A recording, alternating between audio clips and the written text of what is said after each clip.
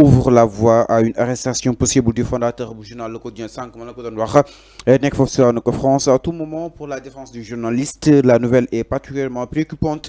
Ses avocats avaient saisi la chambre d'accusation financière de la Cour d'appel de Dakar pour demander l'annulation du mandat d'arrêt et des actes subséquents évoquant une violation de la loi et des droits de défense. Alors, enfin, léegi vu que toll neen fii le journaliste est poursuivi pour association de malfaiteurs. C'est pas le journaliste, l'homme d'affaires. Dossier le journaliste est poursuivi pour association de malfaiteurs, escroquerie sur les deniers publics, blanchiment de capitaux commis par un groupe criminel organisé et compulsé de ce chef. Alors, vu que nous fini la fi, donc il y a une issue de solution parce que ces avocats ñom nénen d'une bàyyi mu jàll concrètement den amaat yeneen issue yoo xam ne fa war a mën a potoxlu pour ki nga xam ne que moo di Madiambal Diagne daal di tiré wu affaire par rapport ak li nga xam ni itam la nga koy daal di toppee si kanamu yoon ak wala yoon nga jàpp ne instant bi lan moo war a mën a nekk seen prochaine étape boo xam ne war nañ ko daal di war a mën a gàddu si combat bi wala kon amatuñu possibilité nga jàpp ni.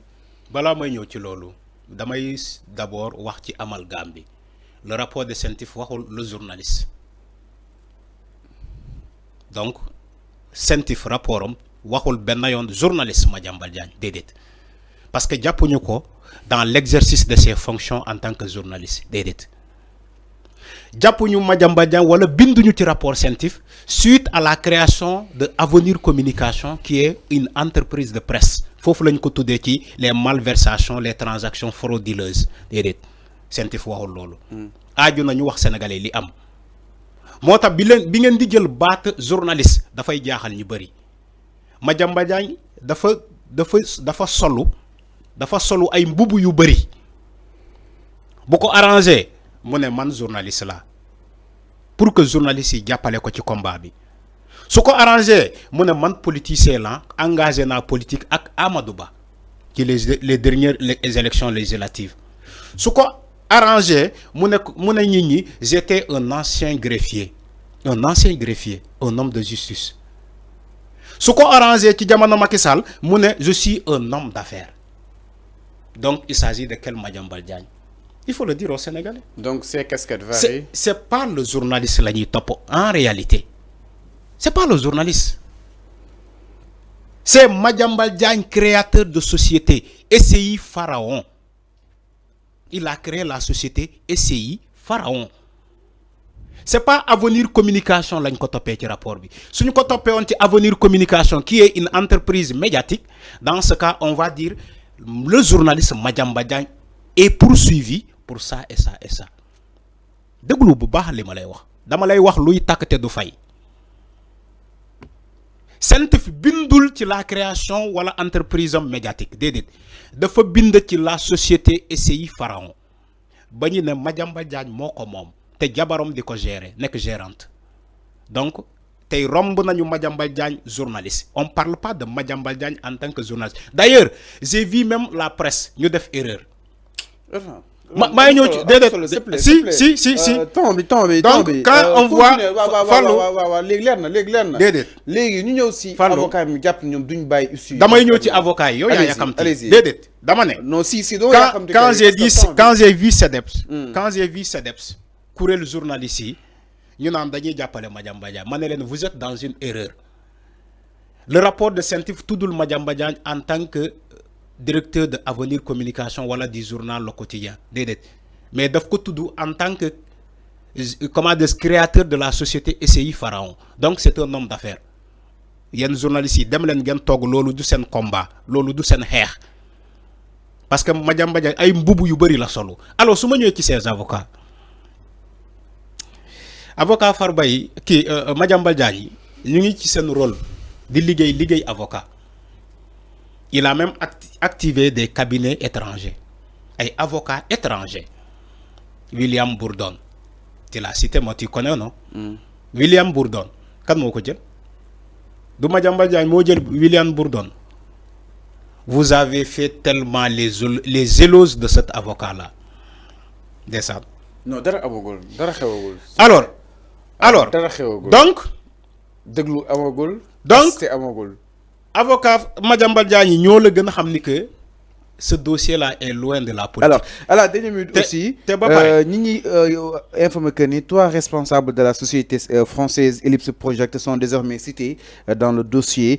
Selon des informations, il y a Libération Olivier Gaston Picard, Alex Alizé et Arnaud Kudel. Le journal ne précise pas toutefois ni leur fonction exacte au sein de l'entreprise, ni les chefs d'accusation retenus contre eux. Donc, Ellipse Project, il y a que nous jëm sa ña fay liggéey concrètement naka na ko daal di jàngatee Arfan def ko fast track s'il te plaît parce que point dafa bëri. Pour le cas de Olivier Picard. Olivier Picard dañ ko cité depuis le début du dossier. yaa ngi fàttaliku Madiambal Diagne moom la ne Olivier Picard ni que dafa am relation avec l'avocat Maître Ciré Clédor Ly et Ousmane Sonko. C'est des accusations directes de Madiambal Diagne. Sentif waxu ko de. Mais Madiambal Diagne moo ne Olivier Picard. Enquête bi libération déedéet enquête ba léegi eggaguñu sa ci enquête. bàyyi leen seen dossier bi kenn ubbeeku ko. alors selon Libération alors que l'enquête financière visant Madiambal Diagne prend une dimension internationale, trois responsables de la société française Ellipse Project sont désormais cités dans le dossier. Selon des informations publiées par Libération, il s'agit de Olivier Gaston Sank maa ngi ko doon wax. Le journal ne précise pas toutefois ni leur fonction exacte au sein de l'entreprise, ni les chefs d'accusation retenus contre exactement. Donc, enfin, naka na ko daal di jàngatee si loolu tamit journal bi wax tamit nag. Du Libération moo ko wax. waaw yow tu as précisé journal Libération moo ko wax. Libération man j'aurais attendu nga ne ma le parquet financier moo ko wax.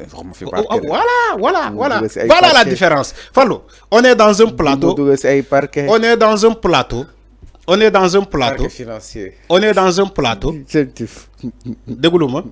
On est dans un plateau médiatique, télévisé, pour informer juste et vrai.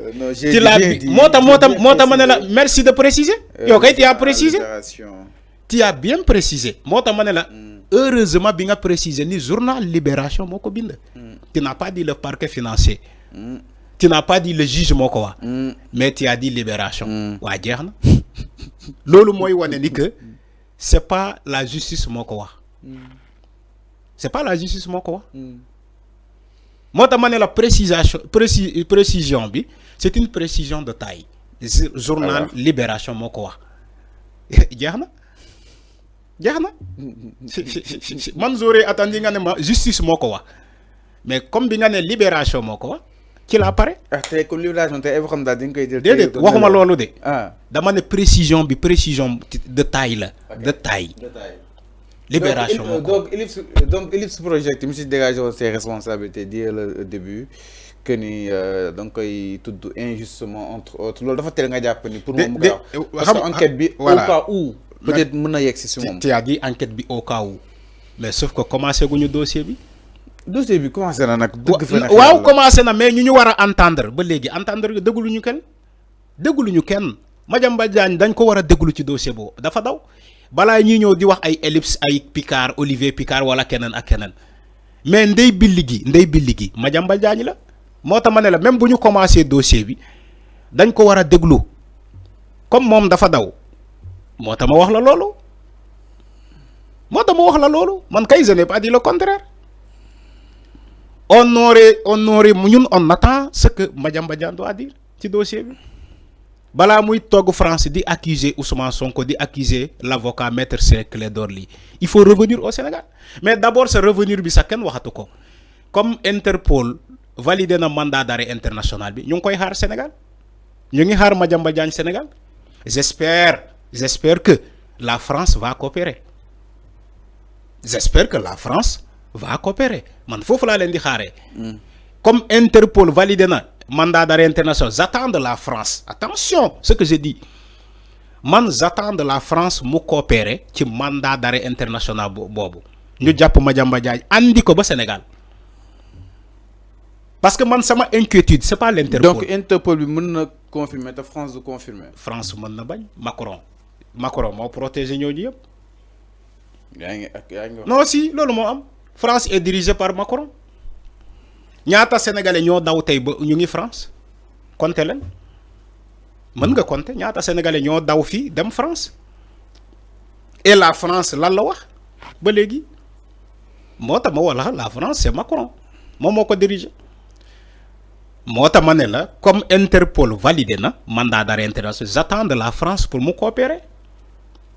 Mota man dès le début mon inquiétude c'est pas Interpol parce que je savais que Interpol mandat d'arrêt bi ñom dañ koy valider. Alors mais je parlais plutôt de la France. Même ci suñu émission bolé bo dégoulé man ma ngi lay insister toujours batte France. Mi non exactement miro li nga xam ne que modi justement Madiambal Diagne depuis la France, donc on attend avec intérêt quoi qu'on puisse sur l'évolution de ce dossier. Autre chose dans l'actualité, c'est l'affaire Aliou Sall et sa femme Aïssata Sall placée en garde à vue.